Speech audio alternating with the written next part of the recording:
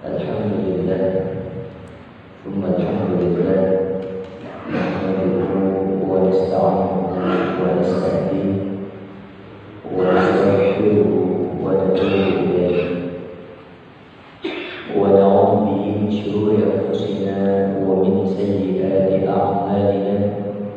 Man yahdihillahu fala mudilla lahu wa man yudlil fala hadiya lahu. وأشهد أن لا إله إلا الله وحده لا شريك له وأشهد أن سيدنا ومولانا محمدا عبده ورسوله الذي لا نبي ولا رسول بعده. اللهم صل وسلم على هذا النبي الكريم وعلى آله وأصحابه ومن تبعه إلى يوم الدين. Amma ba'du. Hadirin hadirat Bapak Ibu sekalian jamaah salat subuh Masjid An-Nasr yang mudah-mudahan selalu diberkahi dan dirahmati oleh Allah Subhanahu wa taala. Alhamdulillah, puji dan puji syukur mudah-mudahan bisa terus kita haturkan kehadirat Allah atas segala limpahan nikmat-Nya kepada kita semuanya, sehingga kita bisa melaksanakan kewajiban-kewajiban kita sebagai seorang muslim, dan bisa melaksanakan kewajiban tersebut juga bagian daripada kenikmatan yang lain yang juga harus kita syukuri. Dan mudah-mudahan dengan menggunakan kenikmatan Allah ini, kesehatan ini, waktu ini, dan seterusnya untuk beribadah kepada Allah, sholat subuh berjamaah tadi, dan sekarang kita lanjutkan dengan kewajiban berthalabul ilmi, kita benar-benar sedang melaksanakan syukur yang sebenar-benarnya. Shalawat serta salam tentu juga tidak kita lupakan untuk terus kita baca kepada Rasulullah SAW.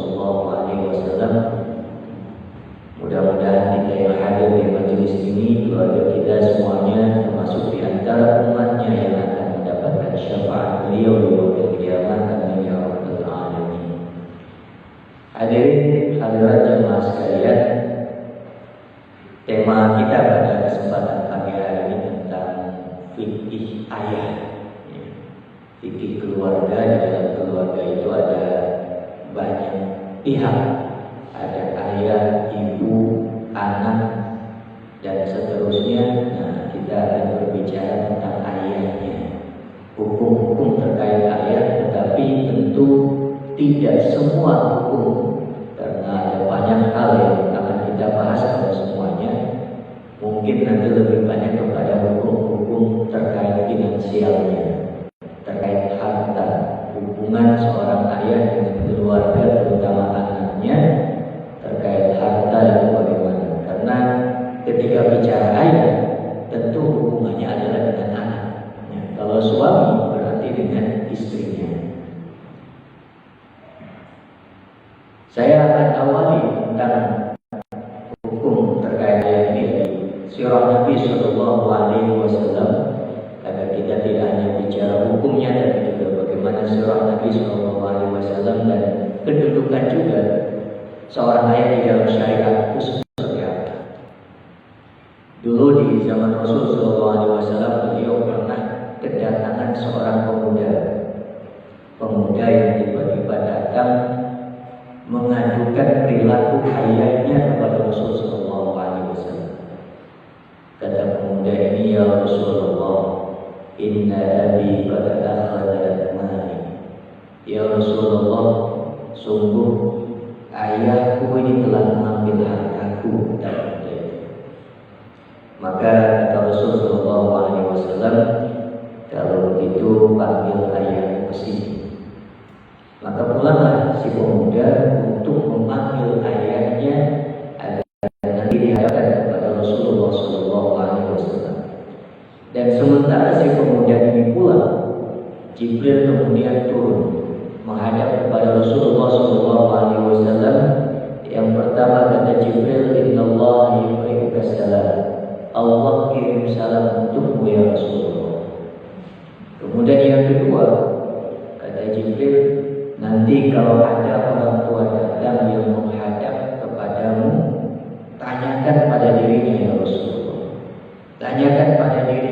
tentang sesuatu yang selama ini dia pendam dalam hatinya, tidak pernah dia ceritakan pada siapapun, dia simpan rapat-rapat. Tanyakan tentang itu ya Rasulullah. Maka kemudian setelah menyampaikan itu Jibril pulang, dan tidak lama setelah itu si pemuda beserta ayahandanya datang sampai di hadapan Rasulullah SAW. Pas sampai di hadapan Rasulullah langsung bertanya kepada sang ayah ini, benarkah kamu mengambil harta anakmu? Maka kata ayahnya, ya Rasulullah, tanyakan saja pada dirinya, berapa yang aku ambil? Berapa? Bukankah aku tidak mengambilnya kecuali sebatas yang aku butuhkan? Itu saja. Kalaupun ada tambahan, yaitu untuk keperluan bibinya, untuk tantenya. Berapa yang aku ambil ya Rasul? Tanyakan pada dirinya. Maka kemudian kata Rasulullah, baik, cukup.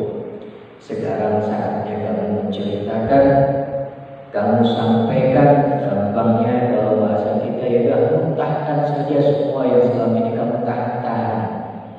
Tidak pernah kamu ceritakan pada siapapun di dalam hatimu, dalam waktu yang lama yang kamu simpan. Ini si ayah kaget, bergetar dia karena memang gak ada satu pun yang tahu. Tapi kok Rasulullah SAW tahu, maka beliau bersyukur karena Allah kembali menunjukkan pada dirinya bahwa Rasulullah atau Muhammad SAW benar-benar seorang nabi dan seorang rasul. Setelah dia bersyukur, dia laksanakan perintah Rasul tadi. Selama ini dia pendam, selama ini dia simpan, tapi saat ini Rasulullah yang minta, maka tanpa ragu-ragu lagi dia keluarkan semua apa yang selama ini dia pendam. Mumpung diminta, biasanya dia pendam. Dan secara psikologis kalau sesuatu yang lama disimpan kan sebenarnya bisa membuat sakit. Nah ini mumpung boleh diperintahkan, bahkan itu diperintahkan oleh Rasulullah, saat itu juga kemudian sang ayah seperti sedang mengadu, sedang berkeluh kesah.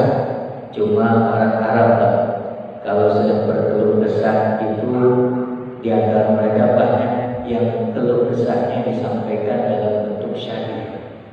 Gampangnya berpuisi itu kalau dalam bahasa kita, bahasa Indonesia. Karena mereka kalau bahagia bersyair, sedih bersyair, jatuh cinta bersyair, biar semangat pas mau perang. Juga biasanya ada tukang-tukang syair. Ya, Rasulullah juga suka mendengarkan syair-syair itu.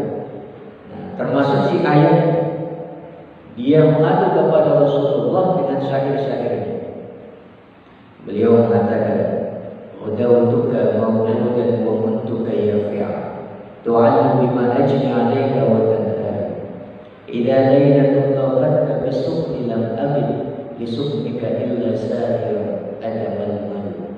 Ka'anni ana al-madruku dunaka billadhi turiqta bihi duni fa'aynaya ta'mulu. Falamma balagta sinna wal ghayata allati ilayha mada ma fika kuntu amilu. Ja'alta jazai yawdatan wa fadadatan ka'annaka antal mun'imul mutafaddil. Falaitaka in lam tarna haqqa quwwati fa'alta kama taf'al jarun jawil." Dan menimbulkan satu kesimpulan hukum di dalam ilmu fikih bahwa seorang ayah itu bahkan boleh dan sah-sah saja, halal-halal saja mengambil harta anaknya meski tanpa seizinnya. Karena Nabi tadi mengatakan, "Anta wa maluka li abi." Kamu dan harta itu milik Bapak. Tentu kesimpulan hukum demikian tidak digali, tidak disimpulkan, tidak diambil serta merta demikian. Para ulama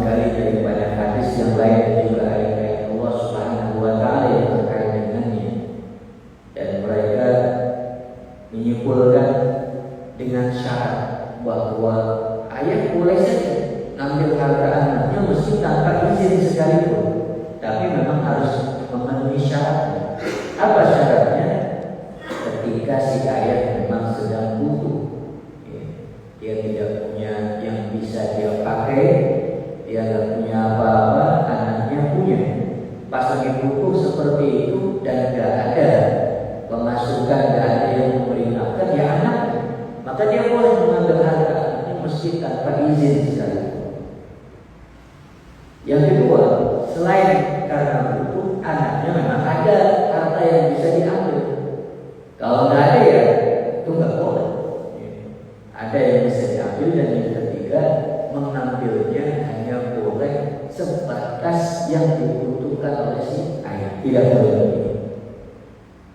Dan izin semacam ini pernah juga diberikan oleh Rasulullah SAW kepada seorang istri yang mungkin suaminya lupa ngasih nafkah padahal dia punya.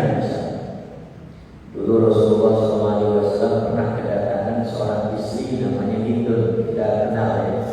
Beliau istri daripada Abu Sufyan radhiyallahu taala. Hindun datang kepada Rasulullah mengadu, ya Rasulullah, Abu Sufyan itu punya harta. Dia wajib memberi nafkah kepada aku sebagai istrinya dan juga untuk anak-anaknya. Tapi kok nggak dikasih? Nggak tahu, mungkin lupa atau bagaimana. Cuma saya tahu Abu Sufyan di mana menyimpannya, menyimpan hartanya. Boleh nggak kalau aku ambil itu harta tanpa sepengetahuannya? Kata Rasulullah, boleh. Khudi ma yakfiki wa waladaki. Boleh, tetapi ma yakfiki secukupnya saja untuk dirimu, kebutuhannya apa, wa waladaki, dan juga untuk anak-anak. Tidak boleh lebih. Sebatas yang dibutuhkan saja. Mengambil harta suaminya tanpa izin sekalipun boleh. Tapi dengan catatan itu tadi, memang lagi butuh, belum dikasih, padahal ada. Artinya mengambil tanpa izin ketika memenuhi syarat seperti ini diperbolehkan, termasuk tadi kasus seorang ayah yang mengambil harta anaknya ketika memenuhi syarat-syarat yang tadi sudah disebutkan. Anta wa maluka, kamu dan hartamu itu milik bapakmu, kata Rasulullah SAW. Nah, hadis ini selain itu nanti kita akan bahas tentang hukum fikihnya, tapi juga sedang menunjukkan kepada kita betapa kedudukan seorang ayah di dalam syariat itu luar biasa tinggi, luar biasa, katakanlah sakral. Kita sering mendengar tentang kedudukan seorang ibu. Dalam hadis misalnya disebutkan ibumu, baru bapakmu, atau surga itu di bawah telapak kaki ibu, dan teks-teks syariat yang lain yang menunjukkan betapa besarnya kedudukan seorang ibu di dalam syariat. Tapi jangan lupa bahwa orang tua kita bukan cuma ibu. Kalau tanpa ayah, ayah kita juga. Ya kalau ada ibu tapi nggak ada suaminya, ya nggak akan melahirkan seorang anak. Ada ibu dan juga anak-anak, itulah kedua orang tua. Maka di dalam Al-Quran, perintah berbakti itu adalah perintah berbakti kepada walidain, bukan hanya ibu, tapi juga kepada ayah, kedua orang tua. Dan perintah berbakti kepada kedua orang tua itu sejajar, disandingkan dengan perintah bertauhid. Wa bil walidaini ihsan itu sebelumnya adalah perintah wala tusyriku bihi syai'an. Perintah tauhid, tidak boleh melakukan syirik, kemudian memerintahkan birrul walidain. Wa bil walidaini ihsan. Wa wasaina insana. Ada beberapa ayat terkait dengan birrul walidain. Ini kedudukan seorang ayah pentingnya sama seperti seorang ibu. Jangan sampai kita membeda-bedakan, wah ibu dulu baru ayah dan seterusnya, tidak. Mereka berdua harus kita birrul walidain, harus berbakti kepada mereka berdua. Nah, terkait hadis tadi, anta wa maluka li abi, wa kamu dan hartamu milik bapakmu, itu juga jangan sampai kemudian kita istilahnya manfaatkan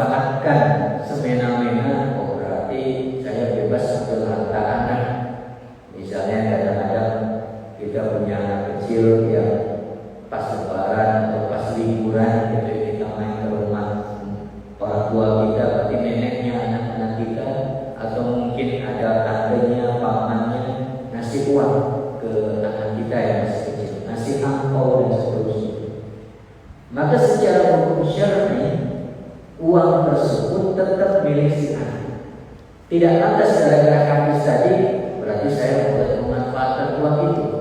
Ini anak masih kecil, belum bisa pegang uang, dan saya ambil saja, dimanfaatkan, diambil seolah jadi miliknya. Tidak boleh, tetap itu diharamkan. Harta anak ya harta anak, dia yang pegang, dia yang memiliki, tidak boleh dimanfaatkan oleh orang tuanya. Kau boleh mengambilnya tadi, apakah memenuhi syarat-syarat yang tadi sudah disebutkan atau tidak, itu tetap ada. Makanya misalnya ketika dia si anak kecil ini punya harta dan dikasih hadiah atau mungkin dapat warisan misalnya. Nah, warisan dari siapa? Warisan dari ibunya. Misalnya ada seorang ayah, istrinya meninggal. Nah, dalam hukum waris, harta suami istri itu kan dipisahkan, berbeda, bukan menjadi satu harta yang dimiliki secara bersama. Harta istri, harta suami, harta suami. Pas istrinya memang bekerja, punya penghasilan banyak, dan dia punya aset yang banyak, meninggal si istri, suami ahli warisnya. Tapi bukan satu-satunya ahli waris. Kalau suami dengan istrinya, kalau istrinya punya anak, maka si anak juga ini adalah ahli waris, meskipun masih kecil. Meskipun belum tahu apa, belum balik, belum tahu apa-apa, bahkan mungkin masih balita, masih bayi. Tapi kalau dia laki-laki, maka dia berhak berapa? Misalnya si suami ini ditinggali oleh istrinya 4M. Ini 4M itu sekedar angka yang memudahkan. Ketika kemudian istrinya meninggal, maka si suami dapat 1/4 dari peninggalan atau warisan istrinya, 1M. Sisanya yang 3M itu milik anaknya. Sisanya yang 3M itu milik bayi atau milik balita yang masih kecil yang belum tahu apa. Dan menjadi kewajiban bagi seorang ayah untuk menjaga 3M milik anaknya itu. Dia nggak boleh ikut makan, kecuali itu tadi. Ketika dia sudah kehabisan, nggak punya pemasukan sama sekali, ya memenuhi syarat-syarat tadi itu kan boleh ikut makan. Tapi kalau dia masih punya dan seterusnya, maka 3M itu wajib dijaga oleh seorang ayah. Ya, sebagai harta milik anaknya, warisan dari ibunya, atau merupakan istri dari si suami. Gitu. Jadi jangan mentang-mentang saya nggak tahu apa, saya makan saja, saya ambil saja, malah kadang-kadang misalnya buat biaya nikah lagi misalnya, atau buat modal usaha, seterusnya nggak boleh. Kecuali ketika memenuhi syarat-syarat tadi. Ini dibedakan sama sekali. Makanya di dalam syariat, kalau misalnya tadi anta wa maluka li abi, maknanya hartamu itu benar-benar milik ayahmu, itu harfiah begitu saja. Tidak mungkin Al-Quran memberikan hak waris bagi seorang ayah itu cuma seperti. Ketika ada seorang anak meninggal, ayahnya masih hidup, maka dalam waris Islam ayah itu juga ahli waris. Kita kadang-kadang mungkin banyak yang berpikir warisan itu cuma dari atas ke bawah. Orang tua meninggal, warisan jatuh kepada anak-anak, kakek meninggal kepada cucu dan seterusnya misalnya. Dalam Islam tidak.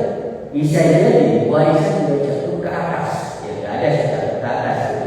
Maksudnya diberikan kepada orang tua kalau memang orang tuanya masih ada. Ada anak yang mungkin cepat suksesnya, cepat punya banyak harta, tapi meninggalnya masih muda. Atau mungkin orang tuanya usianya panjang, usianya sampai 90 tahun. Anaknya pas usia 60 tahun misalnya meninggal, maka si ayah atau ibunya, orang tuanya yang masih hidup, orang tua si anak ini, dia berhak atas warisan dari anak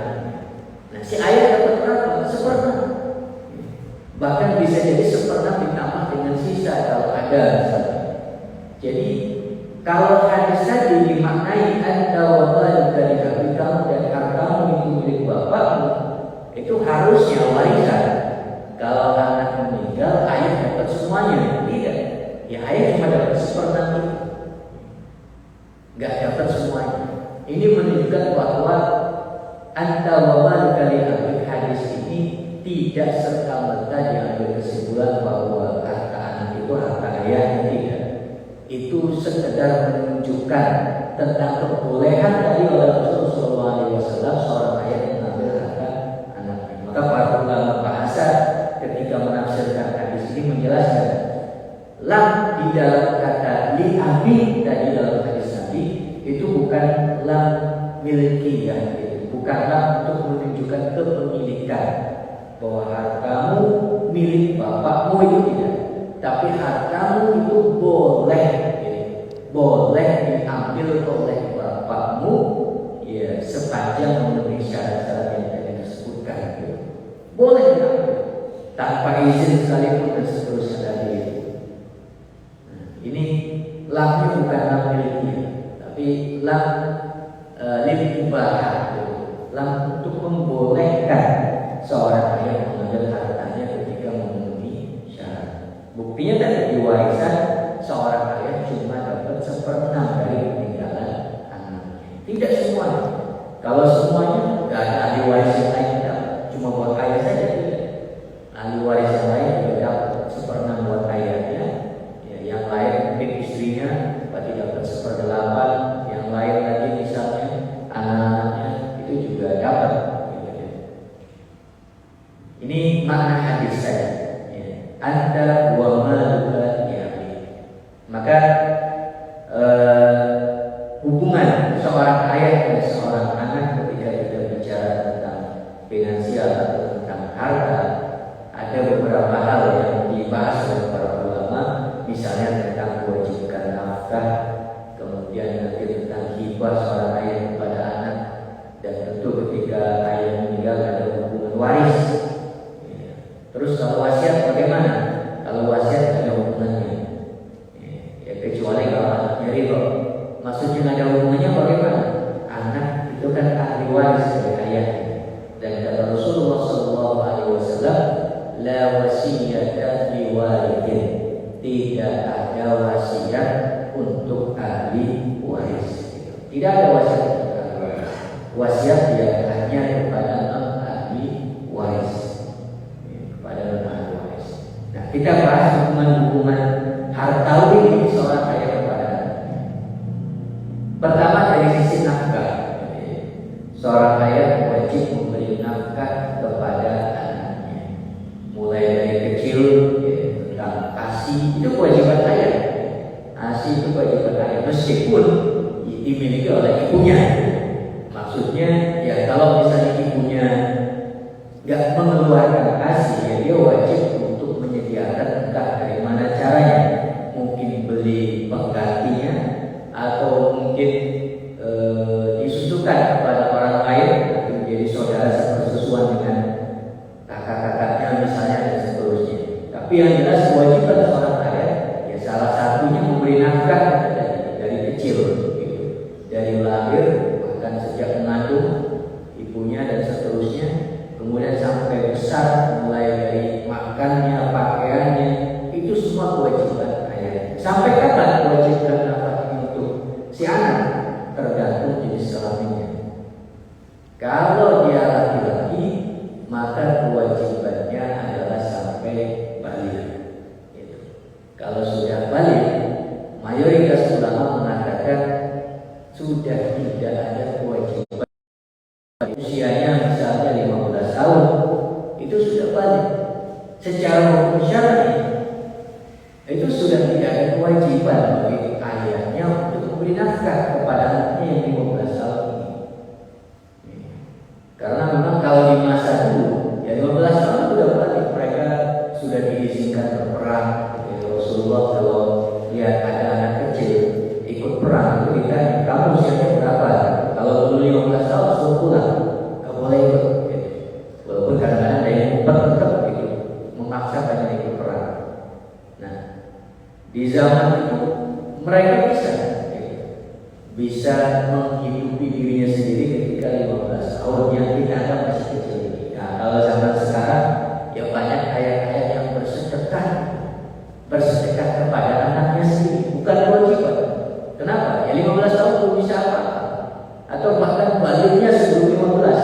sudah mimpi puasa di usia 14, 13, 12 misalnya, karena cepat dewasa di zaman sekarang.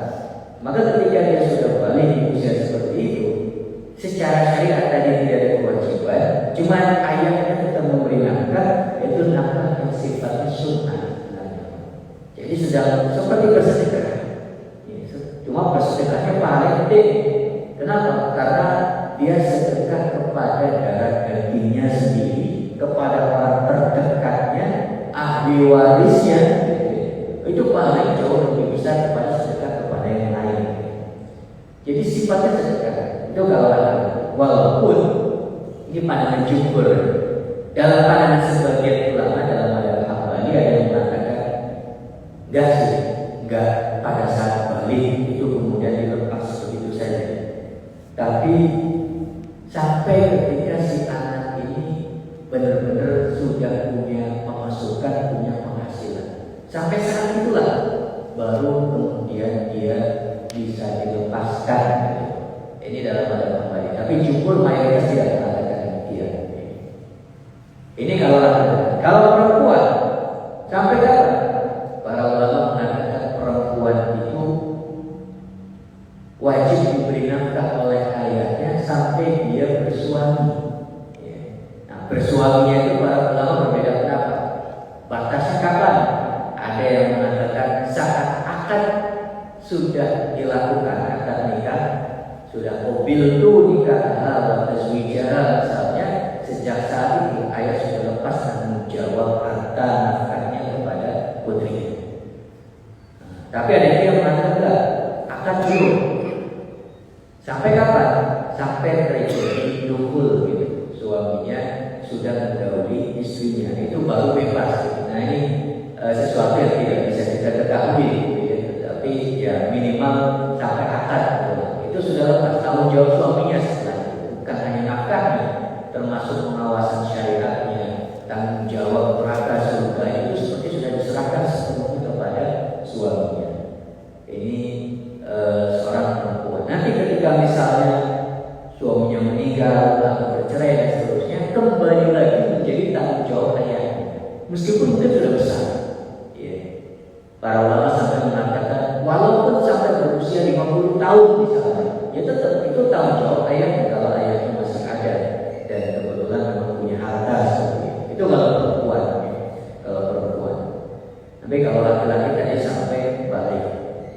Ini terkait nafkah. Kemudian yang kedua, pembahasan terkait harta, ya, hubungan ayah dengan anak terkait harta adalah hibah.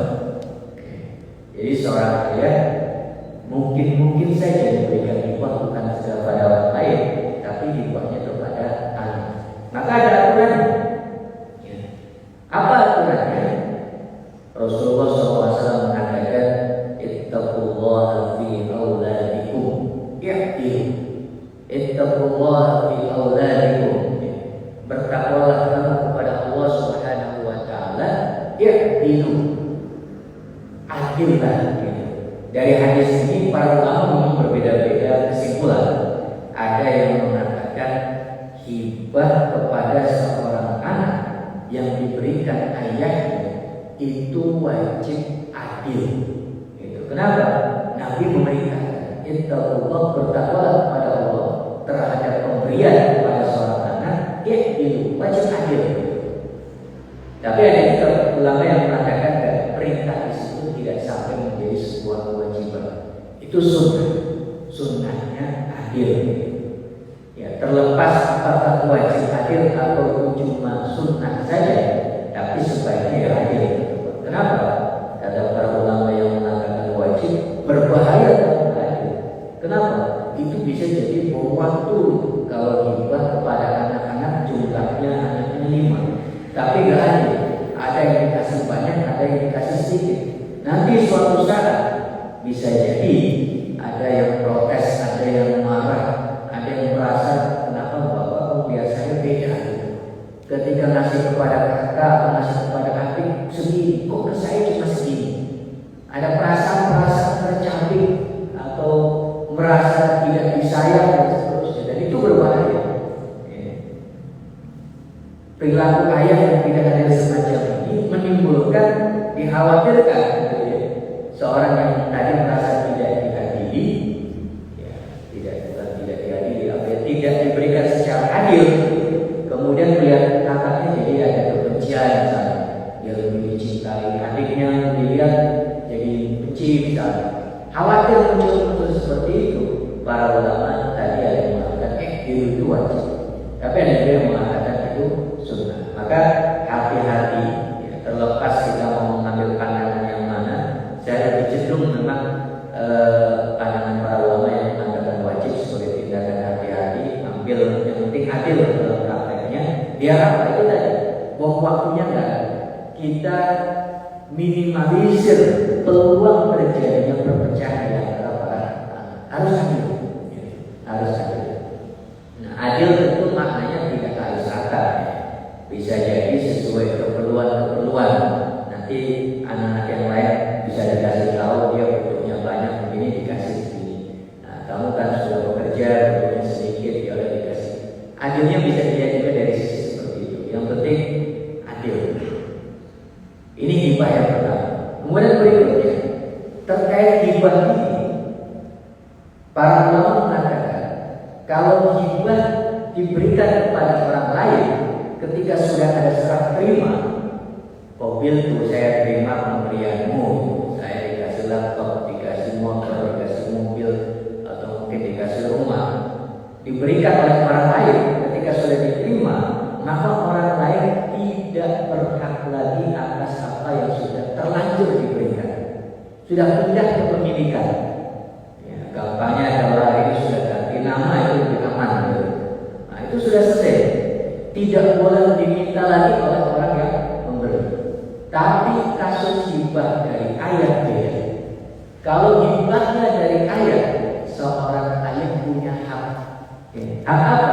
Untuk mengambil kembali entah sebagian kecilnya atau bahkan semuanya diambil kembali dari anaknya. Itu diperbolehkan. Ya, dulu Rasulullah SAW mengizinkan. Maka para ulama kemudian seperti disebutkan oleh Imam Syafi'i dalam kitabnya, seorang tidak boleh mengambil kembali apa yang sudah diberikan kepada orang lain kecuali seorang ayah. Maka bagi seorang ayah boleh kalau dia memberikan kepada anaknya. Cuma hadisnya itu menyebutkan al-wali. Para ulama nanti berbeda pendapat. Apakah al-wali ini maknanya hanya ayah saja? Karena redaksinya bukan ab. Gitu. Kalau ab jelas ayah. Tapi kalau al-wali ini kadang bisa bermakna orang tua itu tidak harus ayah, ibunya juga termasuk. Nanti para ulama jadi berbeda. Kalau ibu yang ngasih, itu ibu punya hak mengambil kembali pemberiannya dari anak. Ada yang mengatakan ibu sama seperti ayah bisa mengambil kembali, tapi ada juga yang mengatakan enggak, ibu beda karena hadisnya menyebutkan al-wali. Al-wali itu ya laki-laki, bukan termasuk ibunya. Buat putrinya sebenarnya, biar bisa punya rumah dan seterusnya.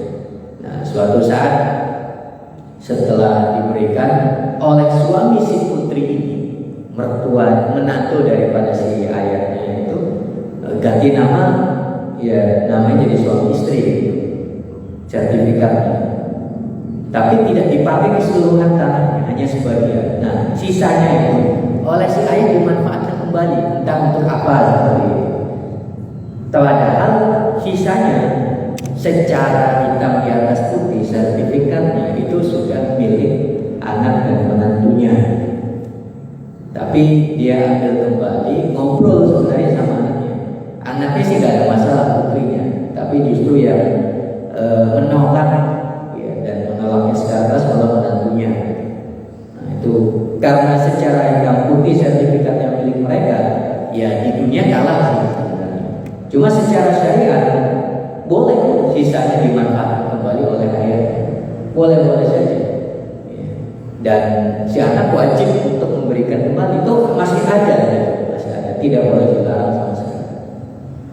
Ya, ini hibah tadi pemberian. Nah, selain akad hibah, kalau wasiat nggak ada. Ya, karena anak tidak boleh mendapatkan wasiat, dia ahli waris, kecuali anak yang lain misalnya mengizinkan selain dapat warisan, khusus anak yang ini dapat wasiat juga misalnya. Kalau ahli waris yang lain ridho, ahli waris yang lain rela, bisa wasiat dilaksanakan. Tapi kalau nggak rela, nggak boleh.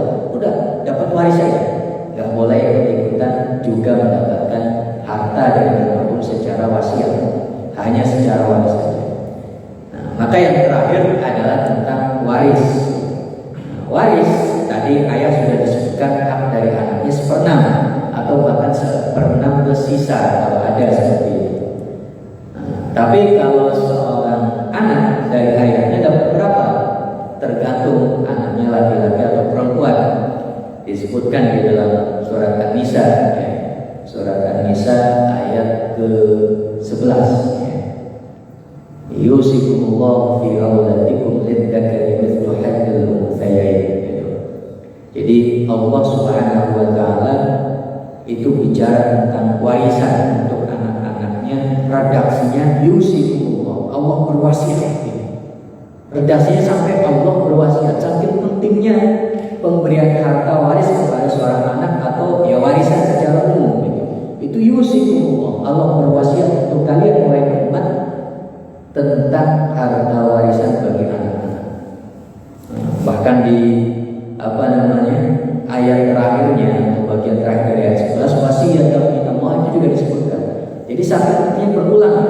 Bahkan di ayat 14 itu sampai ada ancaman yang harus kita pegang. Ancamannya bukan sekedar ancaman biasa bagi yang tentang hukum Allah, hukum waris. Nah, kalau seorang anak dari ayahnya, kalau ayah tadi dari anak dapat 1/6, anak dari ayahnya bisa dapat. Kalau perempuan satu-satunya setengah, perempuan satu-satunya setengah. Fala nis kata Allah Subhanahu wa taala. Tapi kalau perempuan fauqat nadain di atas 2, itu kata Al-Qur'an di atas 2. Fauqat nadain di atas 2, maka falahunna mereka semuanya mendapatkan thulutsa matarab, 2/3 dari peninggalan almarhum ayah. Jadi 2/3 kalau di atas 2. Kalau sendirian satu-satunya perempuan dapat setengah gitu. Nah, yang gak ada di dalam hadis itu 2. Kalau 2 itu anak perempuan 2 cakapnya berapa gitu. Di dalam ayat itu gak ada. Yang ada satu anak perempuan sekian, di atas 2 anak perempuan semua sekian. 2/3 kalau tadi setengah kalau sendirian tunggal gitu. Nah, kalau anak perempuannya 2 berapa? Kalau anak perempuannya 2, ayat Al-Quran tidak menyebutkan, sehingga para ulama itu nanti berbeda pendapat. Mayoritas mengatakan 2 anak perempuan hukumnya sama seperti fauqat natain, sama seperti di atas 2 gitu. Kok sama? Karena ada hadis Nabi SAW riwayat Jabir bin Abdullah, ya. Ini termasuk sababun nuzul turunnya ayat 11 di surat An-Nisa. Ketika perang Uhud selesai, ya, perang Uhud itu kan peperangan yang korban dari muslimin lumayan banyak. Ada 70 sahabat Nabi SAW yang syahid di medan pertempuran. Ya, tadinya mau menang, cuma gara-gara para sahabat yang diminta untuk jaga-jaga gitu di bukit rumah gitu, bukit pemanah ya, itu pada turun ambil harta rampasan perang. Akhirnya berbalik, muslim tadi yang mau menang malah jadi menerima kekalahan, walaupun kalahnya tidak kalah telak gitu. Masih belum puas orang-orang kafir Quraisy disebut menang seperti itu. Nah, 70 sahabat Nabi syahid di medan pertempuran. Salah satu di antara mereka ya, ada paman Nabi SAW, Hamzah bin Abdul Muttalib, ada sahabat-sahabat yang lain. Nah, yang terkait warisan ini ada sahabat namanya Thabit bin Qais. Di dalam riwayat yang lain disebutkan bukan Thabit tetapi Sa'ad bin Rabi'. Pasca perang Uhud, istrinya Thabit bin Qais atau Sa'ad bin Rabi' itu datang kepada Rasulullah SAW sambil membawa 2 anak perempuan. Ya Rasulullah, ini 2 anak perempuannya Thabit atau 2 anak perempuannya Sa'ad bin yang beliau syahid bersamamu ketika perang Uhud gitu.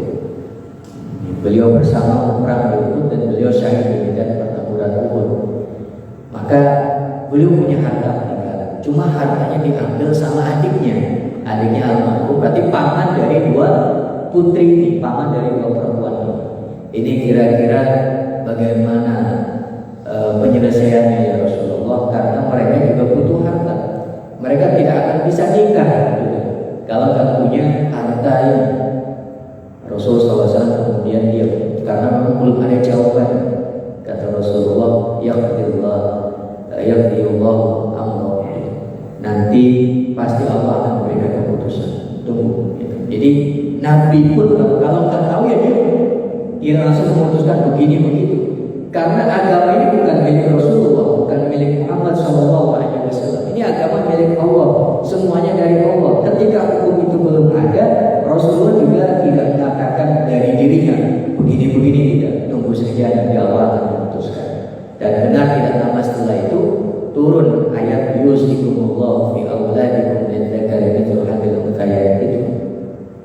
Dan ayatnya tidak ada berbicara dua anak perempuan, tapi yang bertanya itu membawa dua anak perempuan. Rasul kemudian ketika ayat itu turun meminta kepada Jabir, panggilkan perempuan kemarin itu yang bawa dua putri dan sekaligus pamannya panggil. Dipanggillah mereka semua, dihadapkan kepada Rasul Shallallahu Alaihi Wasallam. Rasul mengatakan kepada pamannya, itu balikin harta kakakmu yang meninggal, 2/3 itu diberikan kepada dua putrinya ini. Nanti 2/3 dibagi rata mereka berdua, 1/8 itu milik istrinya, baru sisanya silakan kamu ambil sebagai adik almarhum. Nah, para ulama jumhur yang mengatakan meskipun ayat Al-Quran tidak menyebut dua perempuan, tapi praktek Nabi SAW yang menyelesaikan kasus dua perempuan ini menunjukkan bahwa dua itu masuk di dalam ayat fawqat natain tadi, di atas dua. Gampangnya makna ayatnya jadi dua ke atas gitu, kurang lebih seperti itu. Dua ke atas itu 2/3. Kalau tunggal perempuan, satu-satunya perempuan itu setengah, seperti itu. Itu ketika ayah misalnya meninggal dan yang ditinggalkan anak perempuan 2 ke atas atau 1. Kalau laki-laki bagaimana? Anak laki-laki tidak ada jatahnya dalam Al-Quran dalam bentuk persentase tertentu. Anak laki-laki itu nunggu sisa. Cuma kalau sisanya bagi anak laki-laki itu pasti ada. Anak laki-laki itu pasti dapat gitu. Karena jaraknya itu sangat dekat hubungan kewarisannya dengan bapak dengan ayahnya. Maka pasti ada sisa. Kayak tadi buat istrinya 1/8, 7/8 buat anak laki-laki, atau buat ayahnya 1/4, sisanya 3/4 buat anak laki-laki. Atau kalau ada saudaranya yang perempuan, ya semua harta buat anak-anaknya selain kepada istri atau suaminya. Anak laki-laki itu dapat 2 kali lebih banyak daripada anak perempuan. Ayat tadi dan kali ini hadil unthayayn itu terkait harta hubungan kewajiban harta seorang ayah kepada anak-anaknya. Nah, sebagai penutup saya ingin menambahkan bahwa ayah di dalam syariat itu tadi kedudukannya luar biasa, tetapi dalam syariat kita diajarkan bahwa ayah tidak hanya ayah kandung. Ayah itu minimal ada 3. Ayah kandung, kemudian yang kedua adalah guru-guru kita itu kayak ayah-ayah kita juga. Guru-guru yang dulu mengajari kita alif ba ta sehingga kita bisa beribadah tilawah Al-Quran, sehingga kita bisa takbiratul ihram sampai salam sholat. Itu jasa siapa? Jasa guru kita. Maka kepada mereka yang jasanya luar biasa, kita harus berbakti kepada mereka, mendoakannya, ya sowan dan seterusnya seperti itu. Persis seperti yang dilakukan oleh misalnya Imam Ahmad bin Hanbal untuk gurunya Imam Syafi'i. Beliau Imam Ahmad bin Hanbal itu selama 40 tahun kurang lebih selalu menyebutkan nama Imam Syafi'i gurunya di dalam sholatnya. Begitu juga Ahmad bin Abi Sulaiman gurunya Imam Abu Hanifah, itu disebutkan puluhan tahun di dalam sholatnya Abu Hanifah. Kenapa? Guru itu kedudukannya seperti ayah. Imam Nawawi mengatakan a'immatuna wa salafuna kal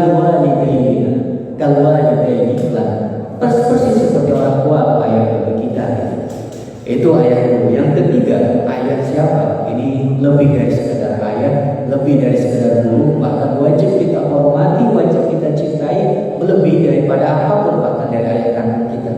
Ayat yang ketiga adalah Rasulullah SAW, karena Allah menyebutkan di dalam Al-Quran, wa azwajuhu ummahatuhum, istri-istri beliau adalah ummahatuhum, ibunda-ibunda kaum mukminin. Kalau istri beliau itu adalah ibunda-ibunda kita, maka suami mereka tidak layaklah ayahanda bagi kita, dan kewajiban kita kepada beliau jauh lebih besar daripada kepada ayah kandung kita, karena jasa Rasulullah itu kalau dibandingkan dengan jasa orang tua kita jauh lebih besar jasa Rasulullah SAW kepada kita. Allah a'lam bishawab. Udah bunyi ya, kita cukupkan sampai di sini materinya. Kalau misalnya ada hal-hal yang perlu kita diskusikan dan seterusnya, saya persilakan.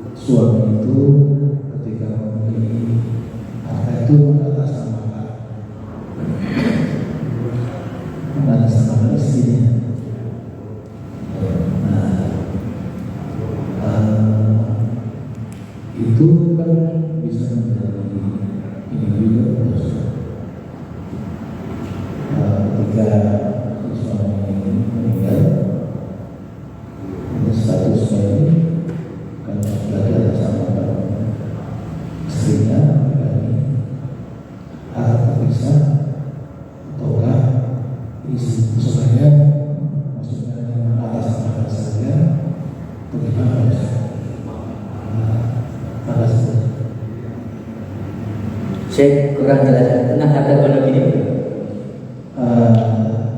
Iya, jadi gonok ini kan itu kombinasi rumusan. Iya.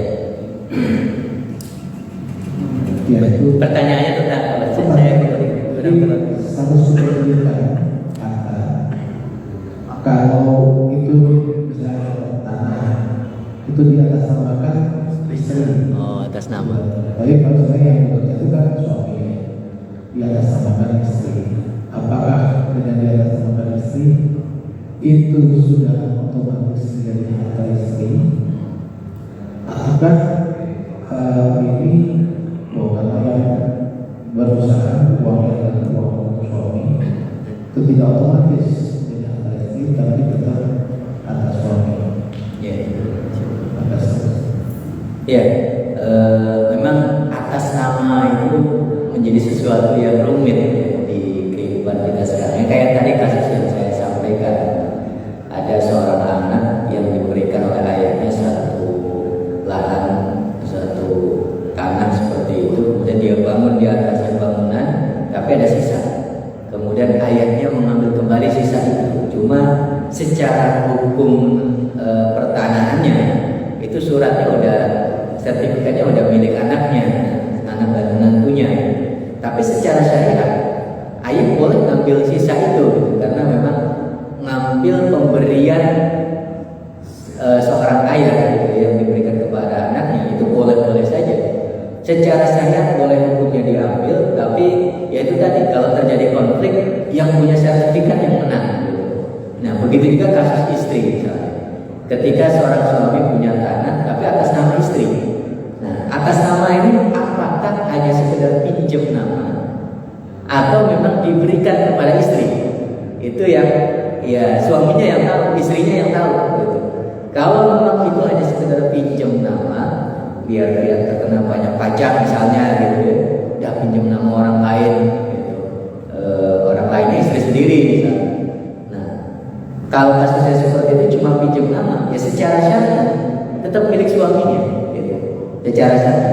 Tapi kalau misalnya terjadi perceraian atau tadi ada salah satunya yang meninggal, misalnya istrinya tidak peduli dengan hukum syariat, memang sih ini cuma pinjam nama doang, cuma untung namanya nama saya, udah saya bawa aja. Oh, dia di pengadilan pasti menang, pokoknya menang lah kalau urusan surat menyuratnya, sertifikatnya. Tapi secara syariat dia berdosa. Kalau memang cuma pinjam nama, di atas namakan saja, maka yang perlu ditelusuri adalah ini atas nama saja atau memang sudah jadi miliknya, gitu. Diberikan atau tidak, misalnya. Nah, di hukum positif ya, yang punya surat nanti yang menang kalau terjadi konflik, rebutan dan seterusnya. Tapi di syariat tetap itu bisa menjadi dosa kalau sekedar pinjam nama kalau diambil begitu saja. Kalau salah satunya meninggal, maka yang meninggal suaminya, ya istrinya memang punya hak dari tanah tersebut, tapi nggak semuanya, ya 1/8 saja. Yang sisanya buat anak-anaknya. Kalau istrinya yang meninggal, atas nama istri tanah tersebut tidak menjadi warisan, kan cuma atas nama gitu. Maka atas nama ini anak-anak juga kalau bisa tahu. Nah, ini memang atas nama ibumu, cuma atas nama aja. Ini tetap milik ayah. Dulu tuh nggak dikasih, cuma karena ya biar kebanyakan kelihatannya seperti itu, jadi seolah-olah ini milik ibu. Padahal itu tetap milik ayah. Jadi ketika beliau meninggal, ya harta ini tidak menjadi termasuk warisan, gitu. Karena ini masih milik ayah masih hidup, gitu. Nah, kalau bisa pas atas nama itu, anak-anak juga tahu. Khawatirnya nanti terjadi konflik, itu bisa menjadi bom waktu kalau tidak diinformasikan secara terbuka kepada pihak terkait. Mungkin itu.